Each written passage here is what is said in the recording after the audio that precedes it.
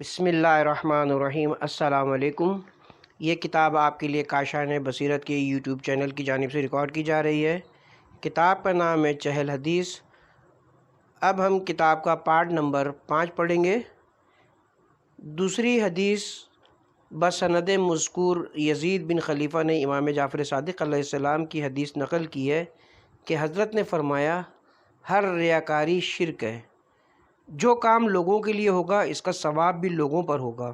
اور جو کام خدا کے لیے ہوگا اس کا ثواب بھی خدا پر ہوگا کا بقیہ حصہ۔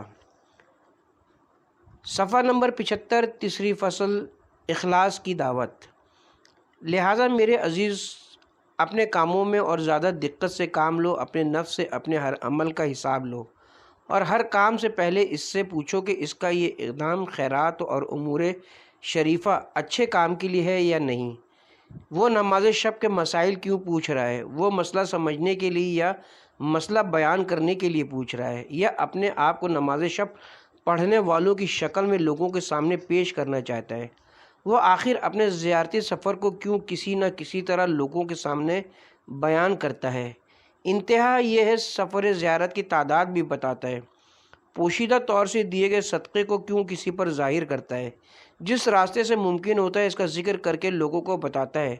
اگر یہ کام خدا کے لیے ہے اور اس کا مقصد یہ کہ اس کو دیکھ کر دوسرے بھی اس کی پیروی کرنے لگیں اور وہ اس کا مصداق بننا چاہتے ہیں، تو تب تو درست ہے، اور اس کو اس اقدام پر شکر خدا کرنا چاہیے کہ اس کو خدا نے ایسا صاف ضمیر اور پاک دل عطا کیا ہے۔ لیکن متوجہ رہنا چاہیے کہ کہیں نفس نے اس کو دھوکہ نہ دیا ہو اور ریاکاری کو تقدس کی صورت میں نہ پیش کیا ہو۔ لیکن اگر یہ کام خدا کے لیے نہیں ہے تو پھر اس کا اظہار نہیں کرنا چاہیے، کیونکہ ایسی صورت میں وہ سماع لوگوں کو سنانے کے لیے ہو جائے گا، اور ریاکاری کا شجرہ ملونہ کا پھل سماع ہوتا ہے۔ خداوند منان اس عمل کو قبول نہیں کرتا۔ خدا اپنے ملائکہ کو حکم دیتا ہے کہ اس عمل کو سجین میں ڈال دو۔ نفس کی مکاریوں کی برائیوں سے خدا کی پناہ مانگنی چاہیے، کیونکہ نفس کی مکاریاں بہت ہی دقیق ہوتی ہیں۔ البتہ ہم کو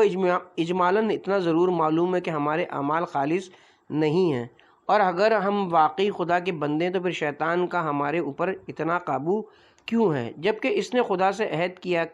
کر لیا ہے کہ تیرے مخلص بندوں سے کوئی تعلق نہ رکھوں گا اور ان کی طرف ہاتھ بھی نہ بڑھاؤں گا۔ ہمارے شیخ بزرگوار کے بقول شیطان درگاہ خدا بندی کا ایک کتا ہے۔ اگر کوئی خدا والا ہوتا ہے تو اس پر نہیں بھونکتا اور نہ اس کو کوئی اذیت پہنچاتا ہے، جیسے دنیا میں کسی مالک مکان کا کتا مالک کے شناسے لوگوں پر نہیں بھونکتا، اسی طرح شیطان جس کو خدا والا نہیں پاتا اس کو بارگاہ یزدی تک پہنچنے نہیں دیتا۔ اس لیے اگر تم دیکھو کہ شیطان تم سے کچھ سروکار رکھتا ہے تو یقین کر لو تمہارے افعال خلوص سے خالی تھے، خدا کے لیے نہیں تھے۔ اگر آپ واقعی مخلص ہیں تو آپ کے دل سے حکمت کے چشمے پھوٹ کر آپ کی زبان پر کیوں جاری نہیں ہوئے، جبکہ آپ بخیال خود 40 سال سے قربتاً اللہ عمل کر رہے ہیں۔ حالانکہ حدیث شریف میں آیا، جو شخص 40 صبح خدا سے اخلاص برتے اور اس کے دل سے حکمت کے چشمے پھوٹ کر اس کی زبان پر جاری ہو جاتے ہیں۔ اس لیے یہ جان لیجئے کہ ہمارے اعمال خدا کے لیے نہیں ہیں اور ہم خود بھی اس کی طرف متوجہ نہیں ہیں، اور یہی دب درمان ہے۔ ان اہل طاعت و عبادت، جمعہ و جماعت، علم و دیانت کی حالت پر واقع ہو کہ جب سلطان آخرت خیمے لگائے گا اور یہ لوگ اپنے کو اہل گناہ کبیرہ پائیں گے، بلکہ اہل کفر و شرک سے بھی بدتر اپنے آپ کو دیکھیں گے اور اپنے نامہ اعمال کو سیاہ سے سیاہ تر پائیں گے۔ اس شخص کی حالت پر واقع ہو جو اپنی نماز و اطاعت کے باوجود جہنم میں جائے گا۔ الامان والحفیظ، اس شخص سے جو اپنے صدقہ و زکوٰۃ، نماز و روزہ کی صورتوں کو اتنی بد منظر و بد حیت پائے گا جس سے زیادہ بری صورت کا تصور بھی نہیں ہو سکتا ہے۔ اے ریاکار، تو مشرک ہے، کاش تو صرف گناہ گار ہوتا، کیونکہ اہل معصیت کو خدا انشاءاللہ اپنے فضل و کرم سے بخش دے گا، لیکن مشرک اگر بغیر توبہ کیے مر جائے تو اس کی بخشش کا سوال ہی نہیں ہے۔ حدیثوں میں تو سنا ہی ہوگا کہ خدا کا ارشاد ہے، ریاکار مشرک ہے۔ جو شخص لوگوں کے دلوں میں اپنی قدر و منزلت بڑھانے کے لیے اپنی دینی ریاست، اپنی امامت اور تحصیل اپنی تحصیل، اپنی تدریس، نماز و روزہ، مختصری کے تمام اعمال صالح کو اسی نیت ریاکاری سے بجا لائے وہ مشرک ہے، اور بموجب روایات اہل بیت صلوات اللہ علیہم و بموجب آیہ شریفہ کبھی بھی بخشا نہیں جائے گا۔ پس کاش تو اہل گناہ کبیرہ ہوتا، متجہ ہر بالفقس ہوتا، ظاہری محترم چیزوں کی بے حرمتی کرتا اور موحد ہوتا، مشرک نہ ہوتا۔ لہٰذا اے عزیز، ذرا فکر کر، اپنے لیے کوئی چارہ پیدا کر، اور یہ جان لے کہ ناچیز لوگوں کے سامنے شہرت کا کوئی فائدہ نہیں ہے۔ لوگوں کے دل اتنے مختصر ہیں کہ اگر چڑیا کھا جائے تو اس کا بھی پیٹ نہ بھرے، اس کی کوئی قدر و منزلت نہیں ہے، اور اس ضعیف مخلوق میں قدرت ہو بھی کیا سکتی ہے؟ قدرت تو صرف اور صرف بارگاہ قدس ربوبیت میں پیدا ہوتی ہے۔ فعال علی الاطلاق اور مسبب الاسباب وہی ذات مقدس احدیت ہے۔ تمام مخلوق مل کر بھی ایک مکھی نہیں پیدا کر سکتی، اور اگر مچھر ان سے کوئی چیز اچانک لے جائے تو یہ مخلوق واپس نہیں لے سکتی۔ قدرت صرف خدا کے پاس ہے۔ تمام موجودات میں وہی مؤثر ہے جس زحمت اور ریاضت سے بھی ممکن ہو اپنے صفحہ دل پر قلم عقل سے لکھ لے۔ کائنات میں خدا کے علاوہ کوئی مؤثر نہیں ہے۔ توحیدی فعالی کو جو توحید کا پہلا درجہ ہے، جس طرح بھی ممکن ہو دل میں جاگزی کر، اور دل کو مومن و مسلم بنا، اور کلمہ لا الہ الا اللہ کی اپنے دل پر مہر لگا لے، اور قلب کی صورت کو کلمہ توحید کی صورت میں کر دو، اور منزل اطمینان تک پہنچا کر اس کو سمجھاؤ۔ لوگ کسی بھی قسم کا نفع و نقصان نہیں پہنچا سکتے۔ نفع و نقصان پہنچانے والا صرف خدا ہے۔ نابینائی اور اندھے پن کو اپنی آنکھوں سے دور کرو، کہیں ایسا نہ ہو کہ پالنے والے مجھے کیوں اندھا محشور کیا کہ مصداق بن جاؤ، اور جس دن سرائر ظاہر ہوں گے اس دن تم اندھے محشور ہو۔ خدا کا ارادہ تمام ارادوں پر غالب ہے۔ اگر تمہارا دل اس کلمہ طیبہ کا اطمینان حاصل کر لے اور اس عقیدے کو تسلیم کر لے، تب تو امید ہے کہ تمہارا انجام بخیر ہو، اور شرک و ریا، کفر و نفاق کی جڑیں تمہارے دل سے کٹ جائیں۔ اور یہ بھی سمجھ لو کہ یہ عقیدہ حقہ عقل و شرع دونوں کے مطابق ہے، یا جبر کا توہم نہیں ہے۔ ہو سکتا ہے بعض وہ لوگ جو اس کے مبادی یعنی بنیاد و مقدمات سے مطلع نہ ہوں اور جن کے کان ان مطالب سے نہ آشنا ہوں، وہ اس کو جبر خیال کریں، حالانکہ اس کا جبر سے کوئی تعلق نہیں ہے۔ یہ توحید ہے اور جبر شرک ہے، یہ ہدایت ہے، جبر گمراہی ہے۔ پس یہ جبر کیسے ہو سکتا ہے؟ یہاں پر جبر و قدر کا بیان مناسب نہیں ہے، البتہ جو اس کے اہل ہیں ان پر مطلب واضح ہے، اور دوسروں کو ان کے مطالب میں دخل دینے کا حق نہیں ہے، بلکہ صاحب شریعت نے ان مطالب میں داخل ہونے سے ممانعت فرمائی ہے۔ بہرحال ہر وقت خصوصاً تنہائیوں میں تضریع و زاری کے ساتھ اپنے خدائے مہربان سے دعا کرو کہ تم کو نور توحید کی ہدایت کرے، اور تمہارے دل کو یکتا پرستی کے نور سے منور کرے، تاکہ تمام دنیا سے تم آزاد ہو جاؤ، ہر چیز کو ناچیز سمجھو۔ اسی طرح اس ذات مقدس سے دعا کرو کہ تمہارے اعمال کو خالص کرے اور تمہاری راہ خلوص واردات کی طرف ہدایت فرمائے۔ اب اگر تم صاحب حال ہو جاؤ تو اس بندہ ضعیف کو کاہل حقیقت سے خالی کے لیے، جس نے اپنی پوری زندگی ہوا و ہوس میں گزار دی، اور قدورات معاصی و امراض قلبی کی وجہ سے اس کا دل ایسا ہو گیا ہے کہ نہ کوئی نصیحت اثر کرتی ہے، نہ کوئی آیت و روایت اثر کر رکھتی ہے، اور نہ کوئی دلیل و برہان اس کا دل متاثر ہوتا ہے۔ اپنی دعاؤں میں التجا کرنا، شاید تمہاری دعا سے راہ نجات پیدا ہو سکے، کیونکہ خدا مومن کو اپنی بارگاہ سے خالی ہاتھ واپس نہیں کرتا، اور اس کی دعاؤں کو بھی قبول کرتا ہے، رد نہیں کرتا ہے۔ ان مطالب کے ذکر کے بعد جنہیں تم خود بھی جانتے ہو، اور یہ کوئی نئی بات نہیں ہے، اپنے دل کو پابند بناؤ، اپنی حرکات و سکنات، اپنے اعمال و رفتار کے بارے میں دقت نظر سے کام لو، دل میں چھپی ہوئی باتوں کی تفتیش کرو، اور اس سے سختی کے ساتھ اسی طرح حساب کرو جس طرح دنیا کے کاروباری شریک ایک دوسرے سے حساب میں سختی کرتے ہیں۔ جس عمل میں ریاکاری و چاپلوسی کا شبہ بھی ہو اس کو چھوڑ دو، چاہے وہ عمل کتنا ہی شریف ہو، یہاں تک کہ اگر واجبات کو بھی ظاہراً خالص نہیں ادا کر سکتے تو مخفی طریقے سے بجا لاؤ۔ حالانکہ واجبات کا علی الاعلان بجا لانا مستحب ہے، بلکہ اس واجب میں ریاکاری کا اتفاق کم ہوتا ہے۔ زیادہ تر خصوصیات و زوائد و مستحبات میں ریا ہوتا ہے۔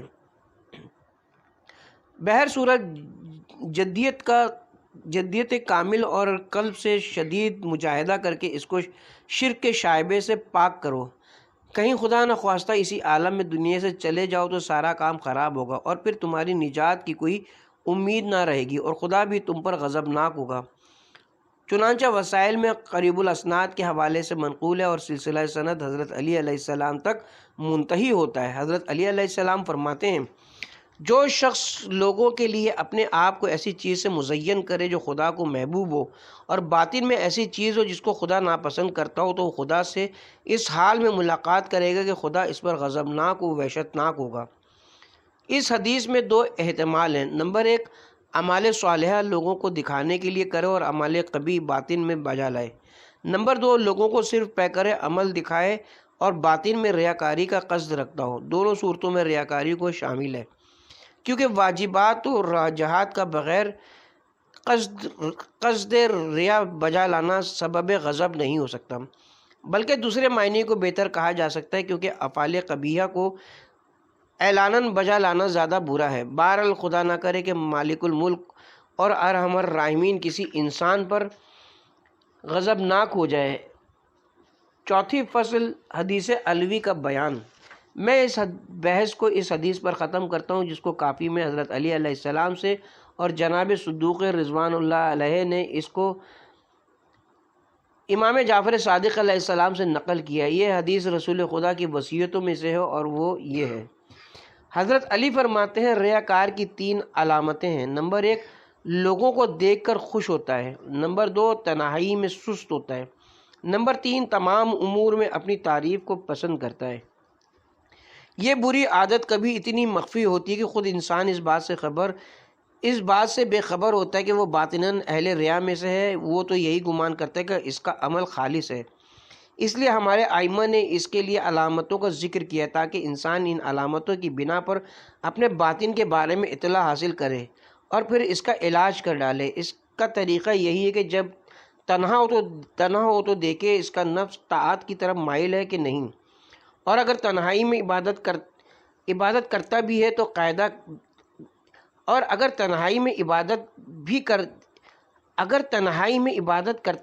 باقاعدہ کرتا ہے، یہ عمل کے ہاتھ پاؤں کو توڑ دیتا ہے،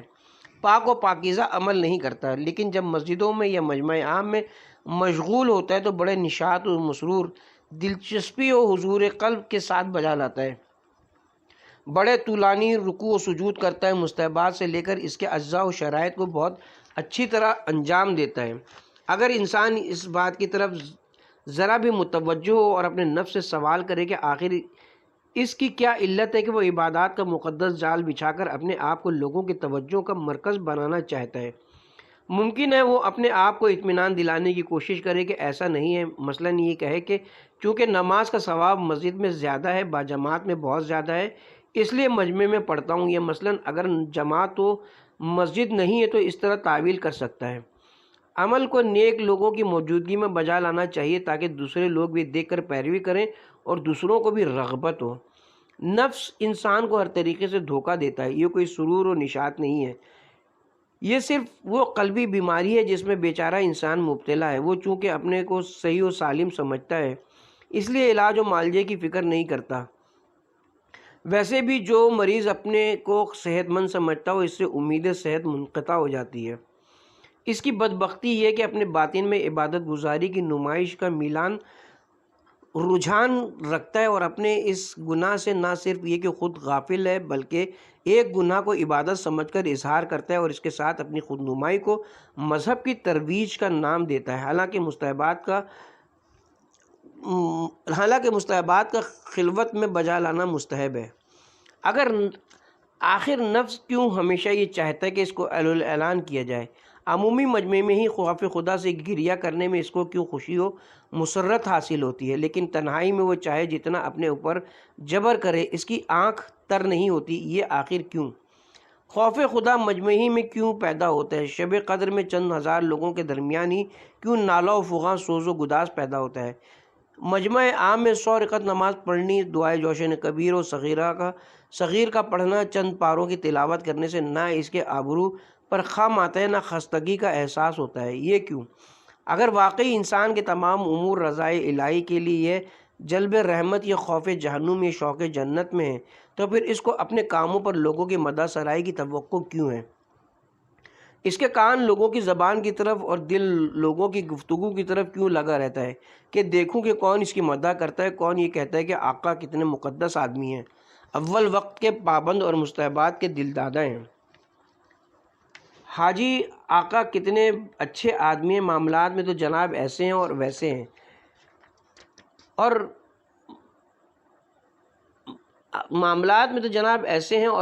اگر ان کی نظر میں خدا ہے تو اس افراطی محبت کا کیا مطلب ہے؟ اور جنت و دوزخ نے اس عمل پر مجبور کیا ہے، تو کسی کے کہنے سے دلچسپی کیوں؟ متوجہ رہیے کہ یہ محبت اسی شجرہ خبیثہ ریا کا پھل ہے۔ جب تک ممکن ہے اس کے اصلاح کی کوشش کرو، اور اگر ممکن ہو تو اپنے آپ کو اس قسم کی محبتوں سے خالص کر لو۔ تنبیہ: ہم یہاں پر ایک مطلب کی طرف تنبیہ کرنا چاہتے ہیں، اور وہ یہ کہ تمام نفسانی صفات کے لیے، خواہ وہ صفات حسنہ ہوں یا صفات خبیثہ، بہت سے مرتبے ہیں۔ ایک مرتبہ تو یہ کہ ان حسنات سے متصف ہونا اور برائیوں سے منزہ ہونا خاصان خدا اور عرفاء باللہ کے لیے مخصوص ہے، یہ بہت اہم مرتبہ ہے۔ دیگر اشخاص کے لیے وہ صفات خبیثہ جو خاصان خدا کے لیے باعث نقص ہیں، ان کے لیے نہیں ہیں، بلکہ ایک اعتبار سے ان کے لیے باعث کمال ہیں، جیسے کہ کہا گیا ہے جیسے کہ اسی طرح جو چیزیں دیگر اشخاص کے لیے حسنات ہیں وہ خاصان خدا کے لیے باعث نقص ہیں۔ ان چیزوں میں سے ایک ریا ہے کہ سر دست میں اسی موضوع پر گفتگو کر رہا ہوں۔ اخلاص صرف خاصان خدا کا درجہ ہے، وہ دوسرے لوگ اس میں شریک نہیں ہو سکتے۔ عوام الناس اگر اس اخلاص کے کسی درجے تک پہنچ جائے تو درجہ اخلاص تک نہ پہنچنا ان کے لیے نقص نہیں ہے، اور نہ یہ کمی ان کے ایمان و اخلاص کے لیے نقصان رساں ہے۔ مثلا عوام الناس فطری طور سے اس بات کی طرف مائل ہے کہ ان کے خیرات کا اظہار لوگوں کے سامنے ہو، چاہے وہ خیرات اس نیت سے نہ کرتے ہوں، لیکن چونکہ ان کے نفس کی تخلیقی اس محبت پر ہے، لہٰذا وہ ایسا کرتے ہیں، تو ان کی یہ خواہش ان کے عمل کے بطلان کا سبب نہیں ہے اور نہ موجب شرک و کفر ہے، اگرچہ یہی چیز اولیاء اور خاصان خدا کے لیے باعث نقص ہے، اور ولی اللہ اور عارف باللہ کی نظر میں شرک و نفاق ہے۔ مطلق شرک سے پاکیزگی اور اس کے تمام مراتب سے اخلاص یہ ابتدائی مقامات اولیاء میں سے ہے۔ اس کے دیگر مقامات بھی ہیں جن کا تذکرہ یہاں پر مناسب نہیں ہے، بلکہ ہمارے ائمہ کا یہ فرمانا ہماری عبادت آزاد لوگوں کی عبادت ہے، ہم نہ جنت کی طمع میں اور نہ جہنم کے خوف سے اس کی عبادت کرتے ہیں، یہ بھی ولایت کا ابتدائی اور معمولی درجہ ہے۔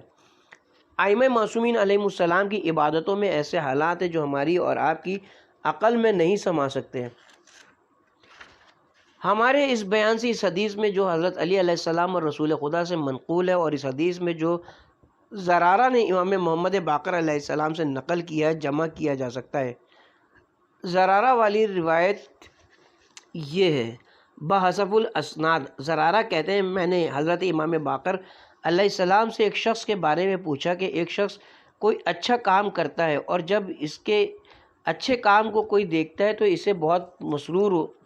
یہ بات بہت مسرور کرتی ہے۔ حضرت نے فرمایا کوئی حرج نہیں ہے، دنیا میں ہر شخص اس بات کو دوست رکھتا ہے کہ لوگوں میں اس کا کار خیر ظاہر ہو، بشرطے کہ اس نے اس کار خیر کو اسی نیت سے نہ کیا ہو، یعنی لوگوں کو دکھانے کے لیے نہ کیا ہو۔ دونوں حدیثوں میں سے ایک کے اندر تعریف کو ریا کی علامت قرار دیا گیا ہے، اور دوسری میں خیرات کے ظاہر ہونے والی خوشی سے نفی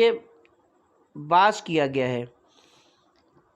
اور یہ اشخاص کے مراتب میں اختلاف کی بنا پر ایک دوسری جمع بھی ہے، مگر اس سے آراز کر لیا گیا ہے۔ تتمہ، سماع کا مطلب لوگوں کو اپنی طرف کھینچنا اور شہرت کے لیے لوگوں کے کانوں تک اپنی خوبیوں کو پہنچانا ہے۔ یہ بھی چونکہ شجرہ خبیثہ ریا ہی سے تعلق رکھتا ہے، اسی لیے ہم نے اس کو بھی ریا کے ساتھ ہی ذکر کر دیا، اس کے لیے الگ باب قائم نہیں کیا۔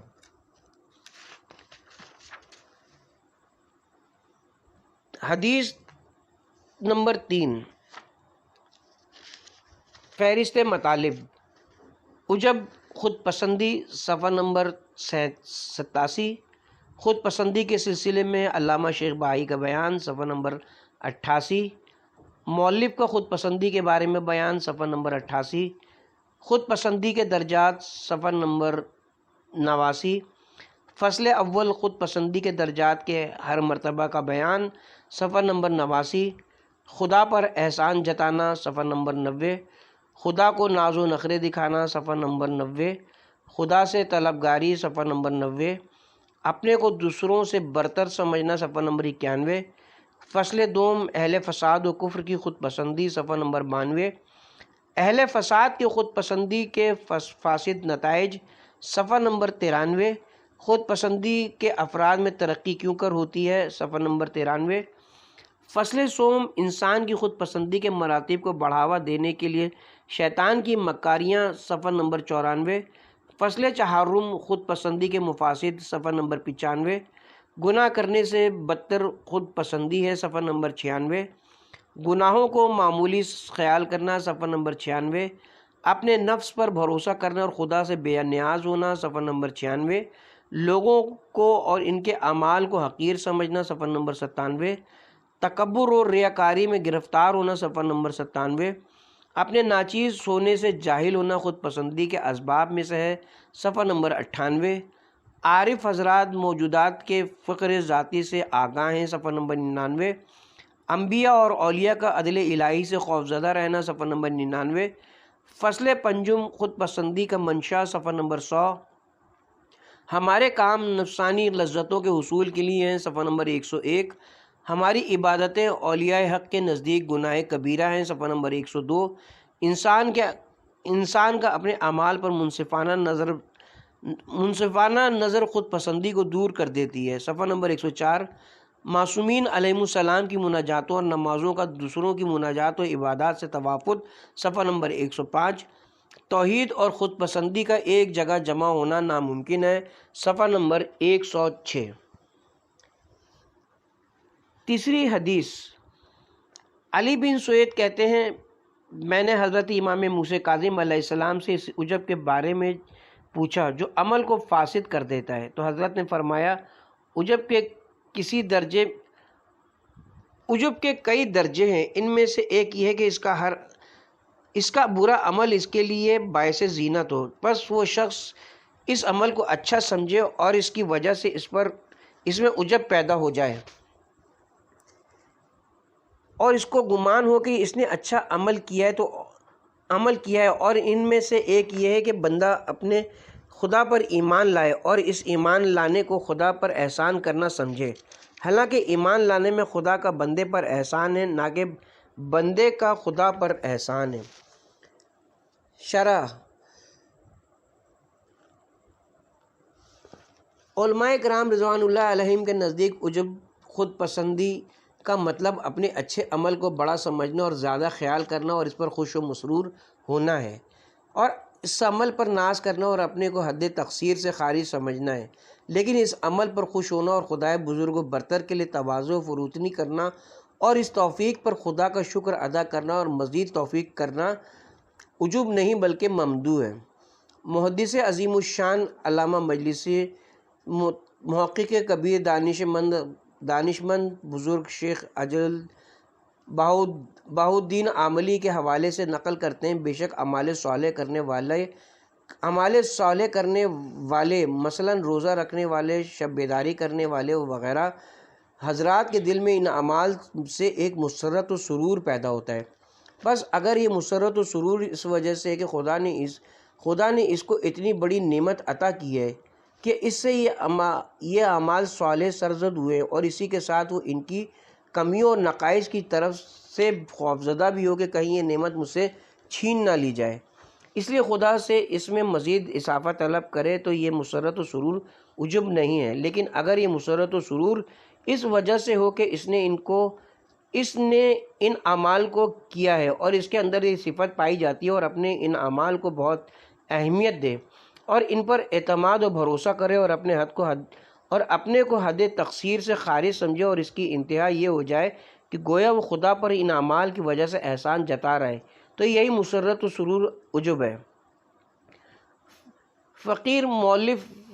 کتاب کہتا ہے خود پسندی کی جو تفسیر ہمارے علماء نے کی ہے،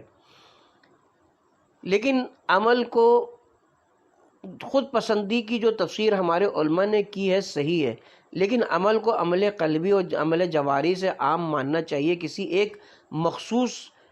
ایک سے مخصوص نہیں کرنا چاہیے۔ اسی طرح اچھے اور برے عمل سے بھی ماننا چاہیے، کیونکہ عجب جیسے اعمال جوارح پر ہوتا ہے، اسی طرح اعمال قلب و باطن پر بھی ہوتا ہے اور ان کو فاسد و برباد کر دیتا ہے۔ اور جس طرح نیک خصلت والا خود پسند ہوتا ہے، بری عادتوں والا بھی اپنی عادت پر گھمنڈ کرتا ہے، جیسا کہ اس حدیث شریف میں دونوں کی تصریح کر دی گئی ہے اور دونوں کا ذکر کر دیا گیا ہے، کیونکہ یہ بات اغلب لوگوں کی نظروں سے پوشیدہ ہے، اور جب یہ بات واضح ہو گئی تو ہم اگر خدا نے چاہا تو دونوں کا ذکر کریں گے۔ نیز یہ بھی معلوم ہونا چاہیے کہ جس مسرت و سرور سے خود پسندی کی نفی کی گئی ہے اور اس کو صفات ممدوحہ میں شمار کیا گیا ہے، اس کا انحصار خود شخص کی حالت و نوعیت پر ہے، جیسا کہ آئندہ کسی فصل میں بیان کیا جائے گا۔ نیز حدیث شریف کے مطابق خود پسندی کے درجات ہیں جن کو ذیل میں درج کیا جاتا ہے۔ پہلا درجہ ایمان اور معرفت حقہ پر خود پسندی، اس کے مقابلے میں کفر و شرک اور عقائد باطلہ پر گھمنڈ ہے۔ دوسرا درجہ صفات پسندیدہ و ملکات فاضلہ پر عجب، اس کے مقابلے میں برے اخلاق اور برے ملکات پر گھمنڈ ہے۔ تیسرا درجہ اعمال صالحہ اور افعال حسنہ پر عجب اور اس کے مقابلے میں اعمال قبیح اور برے افعال پر خود پسندی ہے۔ ان کے علاوہ بھی عجب کے درجات ہیں، مگر اس جگہ کے لیے ان کی خاص اہمیت نہیں ہے۔ ہم انشاءاللہ ان کے درجات اور ان کے اسباب اور ان کے علاج کے سلسلے میں چند فصلوں میں سب کا ذکر کریں گے۔ پہلی فصل خود پسندی کے مرتبے۔ یہ جان لو کہ ان سابق الذکر درجات میں بھی خود پسندی کے کئی درجے اور مرتبے ہوتے ہیں۔ بعض تو بہت ہی واضح اور روشن ہوتے ہیں کہ انسان تھوڑی سی توجہ اور التفات سے اس کو سمجھ لیتا ہے، البتہ بعض اتنے دقیق اور باریک ہوتے ہیں کہ جب تک انسان ان کی مکمل تفتیش نہ کرے اور بڑے دقت نظر سے کام نہ کرے اس کا ادراک نہیں کر سکتا، اور بعض مرتبہ بعض دیگر مرتبوں سے زیادہ شدید و سخت تر و مہلک تر ہوتے ہیں۔ پہلا مرتبہ جو سب سے بڑا اور جس کی ہلاکت سب سے زیادہ ہے وہ یہ ہے کہ انسان اپنے ایمان اور اچھی خصلتوں کا احسان اپنے ولی نعمت اور مالک الملوک پر رکھے اور اپنے دل میں گمان کرے کہ میرے ایمان کی وجہ سے خدا کی مملکت میں وسعت یا دین خدا میں رونق پیدا ہو گئی، یا اس کی ترویج شریعت یا ارشاد و ہدایت یا اس کے امر بالمعروف و نہی عن المنکر یا اجرائے حدود یا اس کے محراب و ممبر کی وجہ سے دین خدا کی رونق بڑھ گئی، یا یہ گمان کر کے مسلمانوں کی جماعت میں میرے آنے سے یا امام حسین علیہ السلام کی مجلس میں شرکت کرنے سے دین کی رونق بڑھ گئی، اور اسی طرح وہ خدا و امام مظلوم اور رسول خدا پر احسان رکھے، خواہ زبان سے نہ بھی کہے مگر دل میں یہ احساس رکھے، تو یہ عجب کی سب سے بڑی قسم ہے۔ اسی طرح بندگان خدا پر امور دینی کے سلسلے میں احسان جتانا، مثلا واجبی اور مستحبی صدقہ دینے میں کمزوروں اور فقیروں کی مدد کرنے احسان جتانے، یا یہ بھی عجوبہ کے پہلے مرتبے میں شامل ہے۔ البتہ یہ منت گزاری کی کبھی اتنی مخفی ہوتی ہے کہ خود انسان اس کو نہیں سمجھ پاتا۔ خدا کا اپنے بندوں پر احسان جتانا اور بندوں کا خدا پر کسی قسم کا احسان نہ ہونے کی تفصیل دوسری حدیث کی شرح میں گزر چکی۔ دوسری مرتبہ یہ ہے کہ دل میں موجود خود پسندی کی وجہ سے خداوند عالم سے ناز و نخرے کرنا، یہ احسان جتانے والے عجوب کے علاوہ ہے، اگرچہ بعضوں نے دونوں میں کوئی فرق نہیں کیا ہے۔ اس مرتبہ والا شخص اپنے کو محبوب خدا سمجھتا ہے اور اپنے کو خدا کے مقرب بندوں اور سابقین میں شمار کرتا ہے، اور اگر کہیں اولیاء حق یا محبوبین و محبین یا سالقین و مجذوبین کا ذکر کیا جائے تو یہ اپنے دل میں اپنے کو بھی انہی لوگوں میں شمار کرتا ہے، لیکن ہو سکتا ہے کثر نفسی کر کے اس کے خلاف کا اظہار کرے، یا اپنے لیے اس مقام کے اس بات کی خاطر اس طرح نفی کرے کہ اس سے اس بات لازم آئے، اور اگر خدا اس کو کسی بلا میں مبتلا کر دے بلا تو دوستوں ہی کے لیے ہوتی ہے کا نعرہ لگائے۔ عرفا و صوفی و اہل سلوک و ریاضت جو ارشاد و ہدایت کے مدعی ہوتے ہیں، وہی لوگ عجب کے اس درجے سے بنسبت دوسروں کے زیادہ قریب ہوتے ہیں۔ تیسرا درجہ یہ ہے کہ اپنے ایمان یا اعمال یا ملکات کی وجہ سے اپنے کو ثواب کو مستحق سمجھتا ہو اور خدا کے لیے واجب جانتا ہو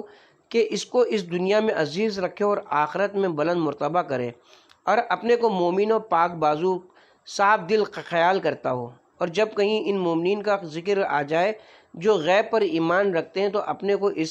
اپنے سر کو اس طرح حرکت دے جیسے کہ وہ خود بھی انہی میں سے ہے، اور دل میں یہ سوچے کہ اگر خدا ہمارے ساتھ انصاف کرے تو میں بھی اجر و ثواب کا مستحق ہوں۔ بلکہ بعض تو ایسے بے حیا و بے شرم ہوتے ہیں کہ اس باطل کلام کی تصریح بھی لفظاً کر دیتے ہیں، اور اگر کبھی کسی بلا میں گرفتار ہو گئے تو دل میں خدا پر اعتراض کرتے ہیں اور خدائے عادل کے کاموں پر تعجب کرتے ہیں کہ اس نے مومن پاک کو مبتلا بلا کیوں کیا اور منافق کو رزق و نعمت کیوں دی، اور باطن میں خدا اور اس کی تقدیرات پر غضبناک ہوتے ہیں، مگر ظاہر میں اظہار رضامندی کرتے ہیں۔ اپنے غصے کا اظہار اپنے ولی نعمت پر کرتے ہیں اور مخلوق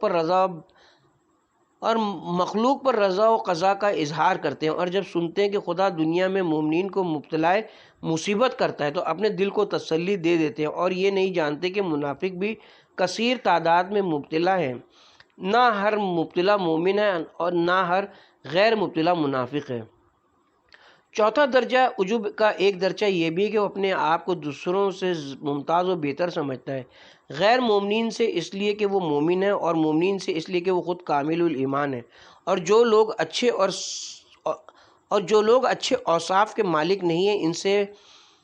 صفات حسنہ سے متصف ہونے کی وجہ سے اور اس کے مقابل والوں سے اپنے آپ کو اس لیے بہتر سمجھتا ہے کہ خود تمام واجبات کا پابند ہے اور تمام محرمات کا تارک ہے، اور عوام الناس سے اپنے کو اس لیے کامل و ممتاز سمجھتا ہے کہ مستحبات کو بھی بجا لاتا ہے، جمعہ و جماعت اور دیگر مناسک اور ترک مکروہات کا بھی پابند ہے، اپنے اوپر اور اپنے اعمال پر اعتماد و بھروسہ کرتا ہے اور دوسرے لوگوں کو ناقص و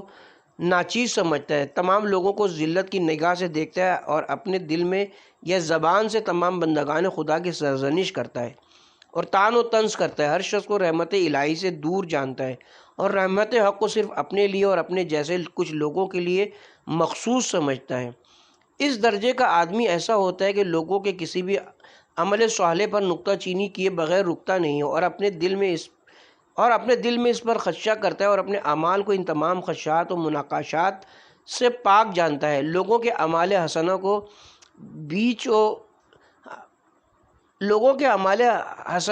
ہیچ و پوچھ سمجھتا ہے، اور اگر وہی عمل خود کرے تو اس کی بڑی اہمیت سمجھتا ہے، لوگوں کے معمولی عیوب بھی دیکھ لیتا ہے اور اپنے بڑے سے بڑے عیب سے بھی غافل رہتا ہے۔